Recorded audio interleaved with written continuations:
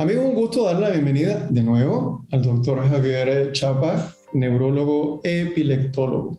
Doctor Chapa, bienvenido nuevamente, ¿cómo está? Bien, gracias Julio, gracias por la invitación, bueno escucharte nuevamente. Igualmente.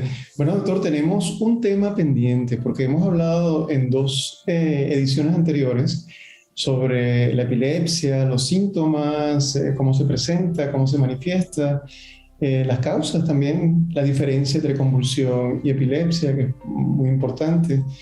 Pero bueno, nos falta un tema, yo creo que grueso, que es el tratamiento. Hablemos de tratamiento de la epilepsia.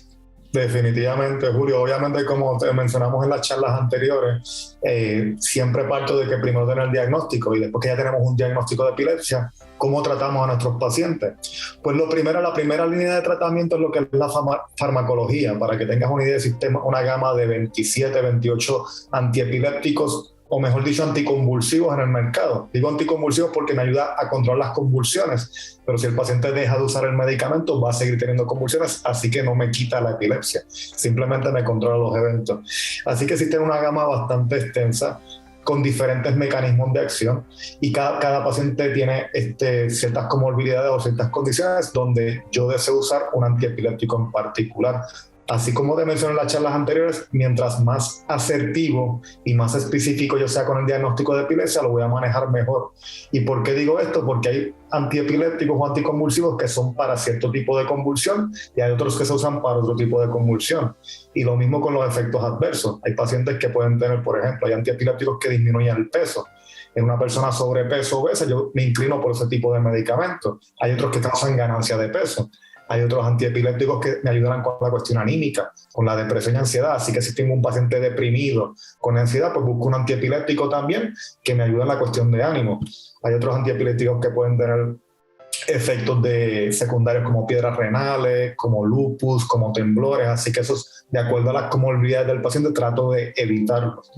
Bien importante mencionar que existen lo que se llama la primera y la segunda y tercera generación de anticonvulsivos. La primera generación son los de antes, la vieja guardia, antes de 1978.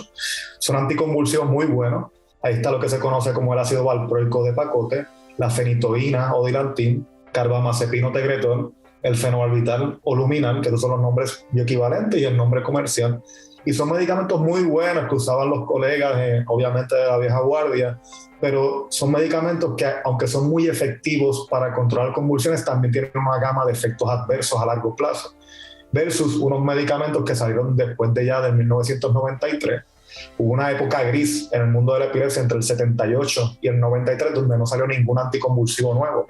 Pero después del 93 viene la segunda generación donde hay medicamentos como el levetiracetam quepra, la motrillino lamital, topiramato topamax, sonizamide, el lírica o pregabalina, el neurontin, Vimpat, etc. Y estos anticonvulsivos son igual de efectivos que los de la primera generación, pero sin la gama de efectos adversos que tienen esos de la primera generación. Así que yo trato de no complicarme la vida. Si yo tengo un medicamento más moderno, igual de efectivo, sin la gama de efectos adversos, me inclino por esa área. Y es parte de lo que nos entrenamos nosotros los epileptólogos, buscar cuál es el mejor anticonvulsivo para este paciente basado en qué tipo de epilepsia tiene, enfermedades comórbidas, condiciones asociadas y obviamente lograr que el paciente tenga la mejor calidad de vida con los menos efectos adversos. Excelente. Doctor, usted mencionó al describir, creo que un poco en la introducción a este tema, y habló de los medicamentos, hizo como una acotación de medicamentos que tratan de controlar, no sé si decir suprimir el evento convulsivo. Y quizás alguien que estuviese diagnosticado con epilepsia podría preguntarse, bueno, ese es el tratamiento para el síntoma, pero ¿hay tratamientos para directamente lograr controlar la epilepsia, es decir, la condición, la enfermedad? Muy buena pregunta, entiendo por dónde va la pregunta, Julio. La epilepsia es la enfermedad, como dije, la convulsión es el síntoma de esta enfermedad. Yo doy el medicamento para controlar el síntoma, pero si yo quito el medicamento a un paciente, si el paciente deja de usar el medicamento, las convulsiones van a recurrir porque la enfermedad todavía está. Así que la pregunta que te estás dirigiendo es si realmente hay una cura para la epilepsia, porque yo controlo las convulsiones, pero no curo nunca la enfermedad. Y la contestación es que sí, puede haber una cura para la epilepsia, pero no es a través de farmacología, y ahí entramos en otros tratamientos para la condición de epilepsia.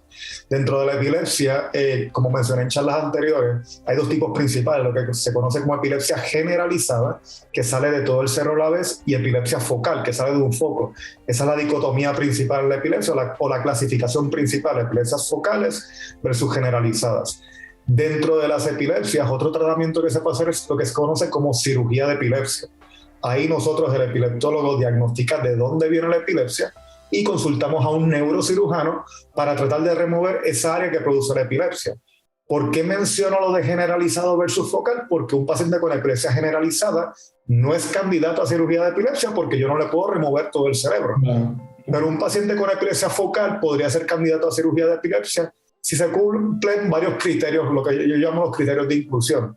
Primero, hay que partir que tiene epilepsia focal. Segundo, tiene que tener una lesión documentada en la resonancia magnética o en MRI, me refiero. Si hay un tumor, una lesión hemorrágica, un trauma, y yo identificarlo. Y tercero, confirmar que la epilepsia sale de esa misma zona donde está la lesión. Cuando yo confirmo que el paciente tiene esa epilepsia focal, identifico que la epilepsia sale de X zona del cerebro, la resonancia magnética me documenta que efectivamente hay una lesión ahí que es la que me produce la epilepsia. Y yo me aseguro que esa área no es funcional en el diario vivir, lo que yo llamo la corteza elocuente. No es un área esencial en el lenguaje, en la memoria, en la visión, en la fuerza, en la sensación. Hay muchas áreas del cerebro que yo podría remover sin causar un déficit significativo en el paciente. Si el paciente cumple con esos criterios, ese paciente podría ser candidato a cirugía de epilepsia. El paciente se opera, le removemos el área que produce la epilepsia, y si el paciente no convulsa y le quitamos los medicamentos y sigue sin convulsar, el paciente está curado de epilepsia. Así que esa es la única forma de poder curar la epilepsia actualmente. Doctor, solamente nos quedan 30 segundos, pero ¿cuán exitosas en su experiencia han sido estas intervenciones? Para que tengas una idea, hay entre 70 y 75% de probabilidad que un paciente quede libre de convulsión sin ninguna convulsión después de esta cirugía. Todo depende de qué área del cerebro sea, qué tipo de lesión, cómo es la epilepsia, cuán refractaria, cuánto tiempo el paciente ha tenido esta epilepsia en su vida, si es una epilepsia que lleva 5 años versus 40 años con la epilepsia. Así que hay muchas variables, pero para que tengas una idea en promedio, lo que se llama las epilepsias temporales, que vienen de una zona del lóbulo temporal, el pronóstico es que 75% de estos pacientes quedan libres de convulsión. Siempre será una decisión que debe tomar activamente el paciente junto con el médico, pero esos números son definitivamente esperanzadores y muy probablemente pues alguien que ha estado, como usted ha mencionado durante esta serie de conversaciones que hemos tenido sobre la epilepsia, que afectan tanto la calidad de vida de la persona, pues seguramente vería esto como una puerta abierta de gran esperanza para las personas. Doctor Javier Chapa, ha sido un verdadero gusto y muy agradecido por esta serie de tres conversaciones que hemos tenido relacionadas a la epilepsia, y de nuevo esperemos tenerlo en el programa en una próxima ocasión. Gracias a ti, Julio, por la invitación. Que tengan linda noche. Igualmente, muchas gracias.